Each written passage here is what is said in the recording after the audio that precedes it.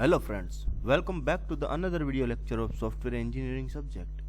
In today's video lecture, we are going to discuss about incremental model. In previous video lecture, we have discussed what is SDLC, means software development life cycle. What is the waterfall model, means the very basic software process model. Now, in today's video lecture, we are going to discuss about incremental model. Okay, so let's start with it. So in waterfall model, we have seen that software must be very small to apply a waterfall model for it, but in incremental model, our software will be large and we will generate, or we can say we will develop it increment wise. Means in first increment we will give some code or some activity that can be performed by the user. In another increment we will give more functionality. In third increment we will give more functionality, and up to its final increment we will give all the functionalities that user needs. Okay, so let's understand that by a graph. So here we will have some functionalities that user have given. We will divide into some increments. Means software development team analyze the data that what software is to be made. After analyzing, they will generate a plan, and in that plan they will decide that in how many increments they are going to develop a project. So in first increment there will be all the cases that we have followed in SDLC. First stage will be of communication, second will be of planning, third will be of modeling, fourth will be of construction, and last phase will be of deployment. After the first increment, user will have a project with some functionalities that they have described. In another increment, again communication, planning, modeling, construction and development phase will be there. After the second increment, user will have some more functionalities which they have needed. So by increments, in the last increment user will have the fully functional project that they need. So this is the incremental model. Here waterfall model in iterative manner, means here we have seen that all the phases that we have discussed into waterfall model that are being developed. So here we can say that waterfall model in iterative manner will be into incremental model. Initially core working product will be delivered, and in next stages more functionalities will be done into their project. For example, if we are generating a word processing software, or we can say if we want to generate a software in that we can write, we can check spellings, we can lay out our page. So for that type of project, if we choose our incremental model, then we might deliver basic file management, editing and document production function in first increment, more sophisticated editing in second increment, and spelling and grammar checking in the third increment, and in last increment advanced layout capability in fourth increment. So all the functionalities can be divided into some increments, and by each and every increment we will develop some more functionalities into our project. So this is a incremental model. So let's check when we can use this incremental model. So the requirements of the compute system are clearly defined and understood. Another one is resource with needed skill set are not available at the beginning.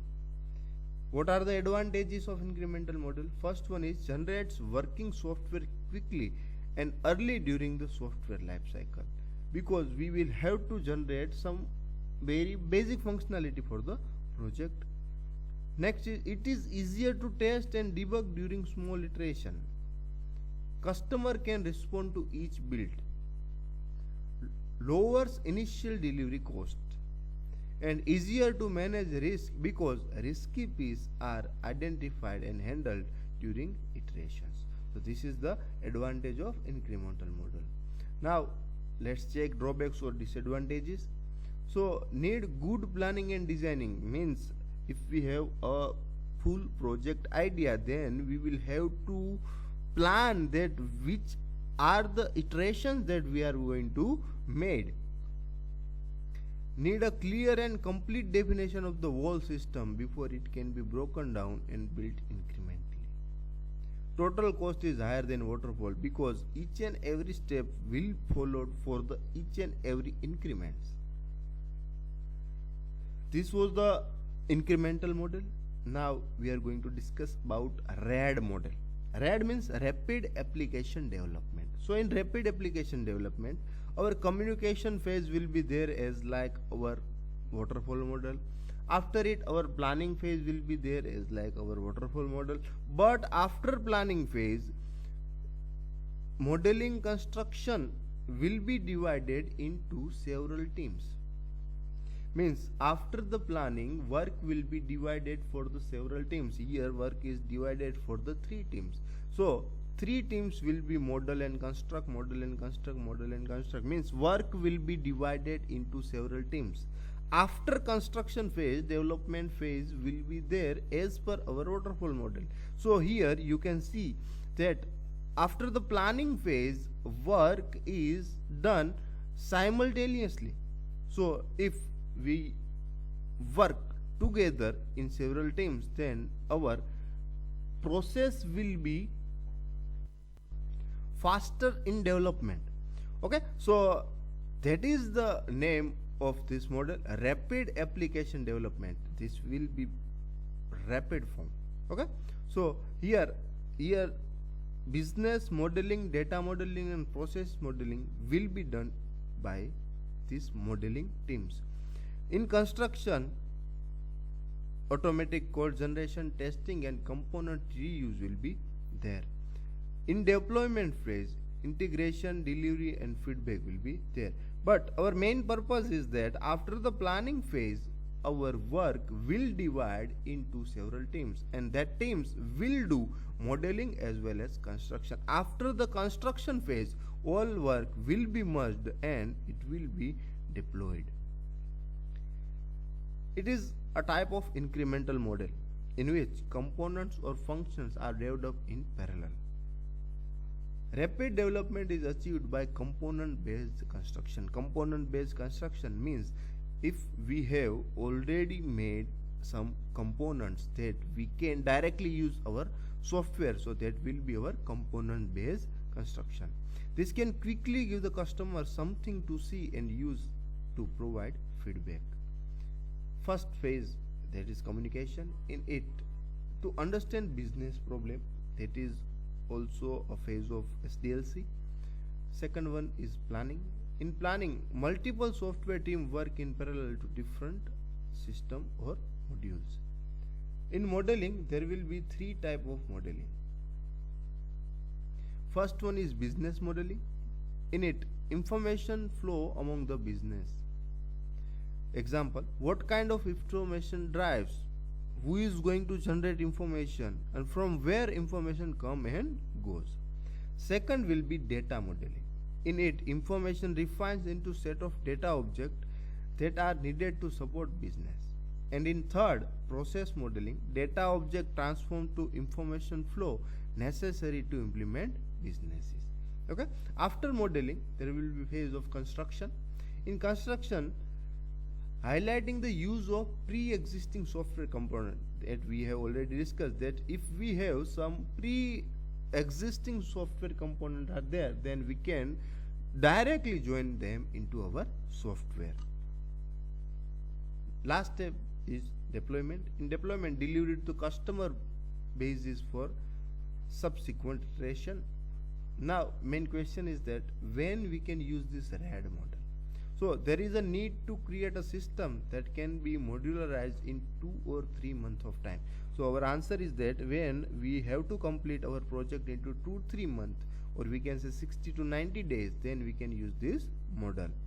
high availability of designer and budget for modeling along with the cost of automated code generating tools. When we have this type of tools, then we can use this RAD model. Resources with high business knowledge are available. Advantages of RAD model. It reduces development time because several teams work in parallel. Increases reusability of component because several teams generate some pure specific component that we can reuse, then it will increase reusability of components. Quick initial review occurs.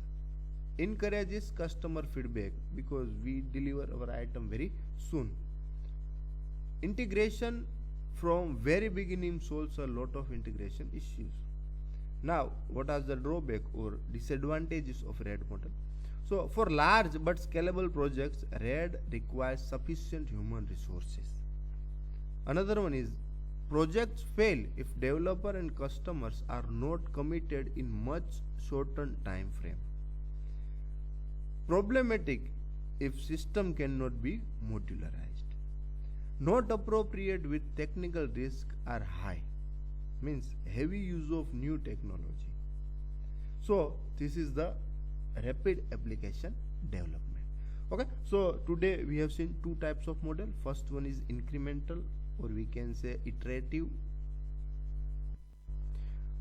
models, in which we are providing our software increment wise, and after it we have discussed about RAD, means rapid application development, that also uses the incremental model. So this is it for today's lecture. If you like this video, then like, comment and subscribe. Also share it with your friends.